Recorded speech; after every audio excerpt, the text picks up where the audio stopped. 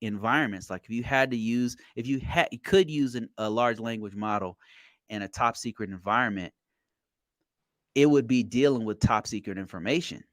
So while it's not going to get a clearance, once it's using top secret information, you wouldn't be able to move that system off to a clear to an unclassed environment because it's using all the classified information unless you're just using the code itself without the actual classified information.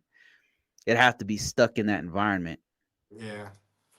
You know how the government Yeah. move. Let me Takes some years. yeah, I'm sure. Actually, what's crazy is one of the environments I'm using right now, they allow Copilot.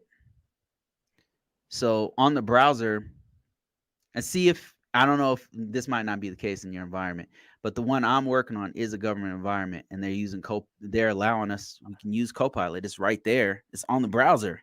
They haven't Okay. restricted. I was surprised. I'm like, Like, okay. what's going on? Okay. Like, all right. So I'm not getting a lot of questions right now. Let me see. Wait, I just got one. Let's see. Somebody said palms are required on all of our projects.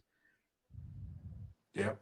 I did want to say something too, Bruce. I would just say for people that want to, and I didn't mention it earlier, if people want to practice with STIGs, just learn stuff about DoD and just get access to free training, go on cyber.mil. It's a free website anybody can access. I just want to make sure people can check that out too. Because you can download STIG Viewer, STIGs, things like that on that website.